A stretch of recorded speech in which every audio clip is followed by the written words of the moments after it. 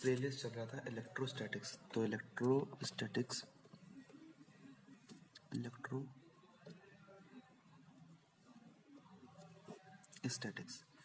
सबसे पहले अपन ये जान लेते हैं कि भाई इलेक्ट्रोस्टैटिक्स क्या है। इलेक्ट्रोस्टैटिक्स बेसिकली फिजिक्स की एक ब्रांच है जिसपे अपन स्टडी करते हैं किसके ऊपर, इलेक्ट्रिक चार्ज। किसके ऊपर करते हैं अपन स्टडी, इलेक्ट्रिक चार्ज के ऊपर अपन स्टडी करते हैं। ऐसे electric charge which is at rest, charge is at rest, हम ऐसे ही केवल स्टडी करेंगे फिजिक्स में जिसमें केवल इलेक्ट्रिक चार्ज कैसा होगा, रेस्ट पे होगा, तो हम उस स्टडी को नाम देते हैं इलेक्ट्रोस्टैटिक्स। डेफिनेशन अगर हम करना चाहें तो कह सकते हैं कि भाई the branch of physics which deals with the electric charge at rest is called electrostatics. ये हो गई बात इस इलेक्ट्रोस्टैटिक के नाम की। ये इलेक्ट्रोस्टैटिक में सबसे पहला कंसेप्ट अपन देखने जा रहे हैं।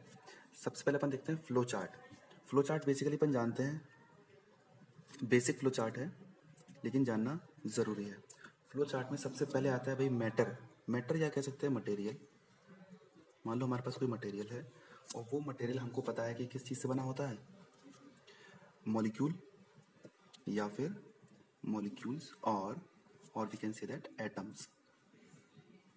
ठीक है, और बेसिकली एटम्स किससे बने होते हैं, एटम्स बने होते हैं दो चीज़ों से, और वो दो चीज़ क्या है, एक है न्यूक्लियस और दूसरी चीज़ है इलेक्ट्रॉन।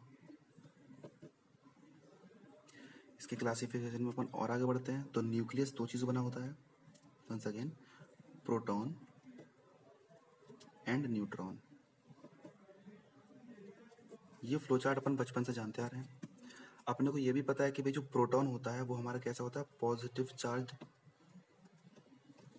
होता है, और न्यूट्रॉन जो होता है वो होता है चार्ज लेस, ये भी अपने को पता है।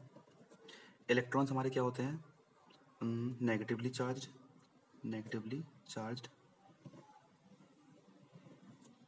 एटम में नेगेटिव चार्ज और पॉजिटिव चार्ज होने के बावजूद भी एटम्स अपने आप में कैसे होते हैं, इलेक्ट्रिकली न्यूट्रल, है ना, इलेक्ट्रिकली न्यूट्रल। ये है हमारा बेसिक फ्लो चार्ट। अब अपन जान लेते हैं कि भाई फ्रिक्शनल इलेक्ट्रिसिटी क्या होता है। Frictional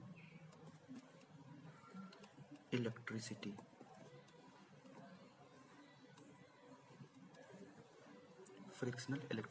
okay. अपन एग्जांपल के थ्रू समझते हैं।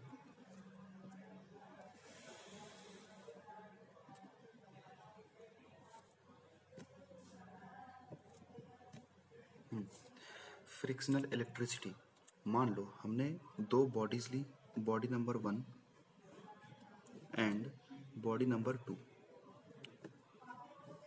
मैंने बॉडी ली तो जाहिर सी बात है इसमें कोई ना कोई मटेरियल होगा, है ना। अब ये बॉडी को हमने क्या कराया, आपस में रब कराया। आफ्टर रबिंग हमने एक चेंजेस देखा दोनों बॉडी में। दोनों बॉडीज क्या हो गई,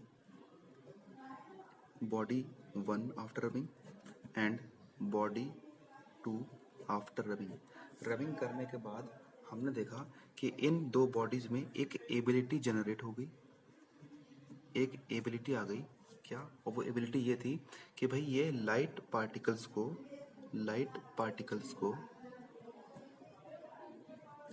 अट्रैक्ट कर रहे थे। लाइट पार्टिकल्स का एग्जांपल ले सकते हैं अपन, बर्ड फेदर, है ना, स्मॉल पीस ऑफ पेपर,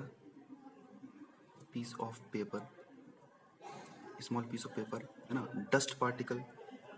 इन सबको क्या कर रहे थे, ये अट्रैक्ट करने की इनमें क्या आ गई थी, एबिलिटी, है ना। और इस एबिलिटी को हमने नाम क्या दिया, हमने नाम दिया कि now your body is get electrified. ये क्या हो गई, इलेक्ट्रीफाई होने की वजह से लाइट पार्टिकल्स को अपने तरफ क्या करने लगी, अट्रैक्ट करने लगी। ठीक है, इस इलेक्ट्रीफाइड को अपन और दूसरा पार्ट दे सकते हैं कि now your body gets charged, है ना। तो इस रबिंग की प्रोसेस ने क्या किया कि आपकी बॉडी को इलेक्ट्रीफाइड कर दिया या फिर चार्ज कर दिया। तो इस रबिंग की प्रोसेस को अपन कहेंगे चार्जिंग। अगर हम कहें कि भैया आपकी बॉडी जो चार्ज हो गई है उस प्रोसेस का नाम क्या दिया, हमने कहा उसको हमने नाम दिया चार्जिंग, या फिर अपन कह सकते हैं उसको इलेक्ट्रिफिकेशन। ठीक है। अब देखो, हम बात कर रहे थे फ्रिक्शनल इलेक्ट्रिसिटी की, है ना। आफ्टर रबिंग हमारी बॉडी में क्या एक एबिलिटी आ गई कि भाई वो इलेक्ट्रीफाइड हो गई। इलेक्ट्रीफाइड किसकी वजह से हुई? रबिंग। रबिंग मीन्स फ्रिक्शन, इसीलिए इस इलेक्ट्रिफिकेशन को अपना नाम क्या दिया कि भाई फ्रिक्शनल इलेक्ट्रिसिटी। Frictional electricity. और इसका दूसरा नाम क्या है? Static electricity. Static electricity. Static electricity. भाई स्टैटिक इलेक्ट्रिसिटी क्यों? क्योंकि भाई जो भी ये हमारी बॉडी चार्ज हुई है, इसमें जो चार्ज आया है वो क्या है? एट रेस्ट है, उसमें कोई भी मोशन नहीं हो रहा। जब कोई मोशन नहीं हो रहा तो हम उसको क्या कहेंगे? स्टैटिक इलेक्ट्रिसिटी और फ्रिक्शनल इलेक्ट्रिसिटी। अब देखते हैं भाई इसका रीजन क्या है इसके पीछे।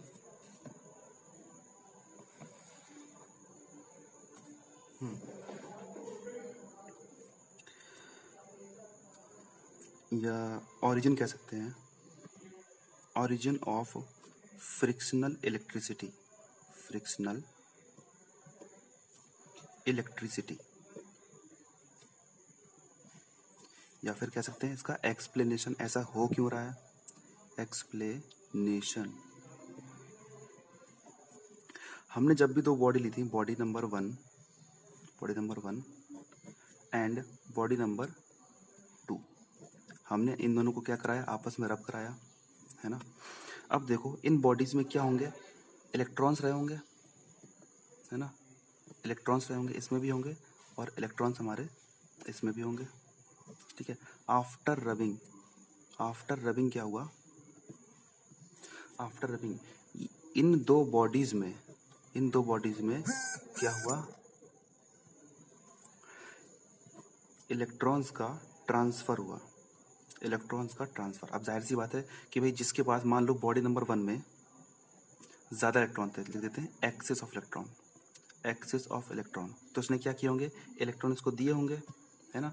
और बॉडी नंबर 2 एंड 1, इसमें क्या होगा? कमी होगी, deficiency of electron, deficiency of electron, इसमें इलेक्ट्रॉन कम रहे होंगे, तो इसने क्या किया? इसे इलेक्ट्रॉन ले लिए। इसने इलेक्ट्रॉन दे दिए तो ये क्या हो जाएगा? Positively charge. इसने इलेक्ट्रॉन ले ली तो ये क्या हो जाएगा? Negatively charge. बट ओवरऑल जितना ये चार्ज देगा उतने ही इसके पॉजिटिव चार्ज आएंगे, और जितना ये चार्ज लेगा उतने ही अमाउंट ऑफ इसके पास नेगेटिव चार्ज होगी। दोनों की वैल्यू हमेशा सेम होगी, कोई भी ज़्यादा इलेक्ट्रीफाइड नहीं होगा। बट दोनों को अपन क्या कहेंगे? Now both body get electrified और चार्ज्ड।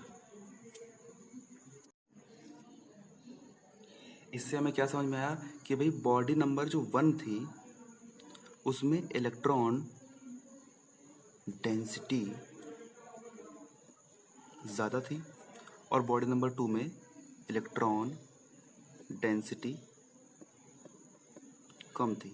इसके पास इलेक्ट्रॉन डेंसिटी कम थी, इसलिए इसने इससे इलेक्ट्रॉन लिए, और इसके पास इलेक्ट्रॉन बहुत ज़्यादा थे, इलेक्ट्रॉन डेंसिटी ज़्यादा थी, इसलिए इसने इसको इलेक्ट्रॉन दे दिए। फाइनली क्या हुआ? हमारी दोनों की दोनों बॉडी क्या होगी? इलेक्ट्रीफाइड हो गई। अब हमको कैसे पता चलेगा कि भाई किसकी इलेक्ट्रॉन डेंसिटी ज़्यादा है और किसकी इलेक्ट्रॉन डेंसिटी कम है? इसके लिए एक सीरीज आती है, उसका नाम है इलेक्ट्रोस्टैटिक सीरीज।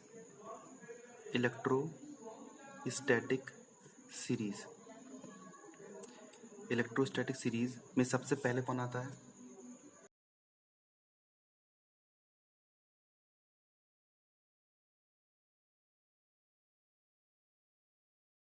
अगर हमारी बॉडी नंबर 1 क्या होती?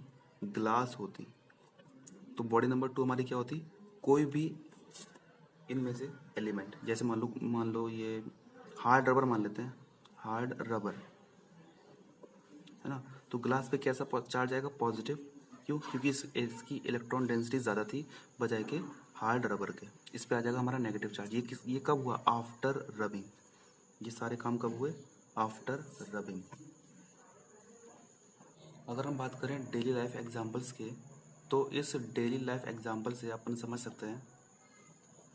जैसे सबसे पहला एग्जांपल क्या आता है कि मान लो मेरे पास कॉम्ब है ना। कॉम्ब मैंने पास किया किस पे?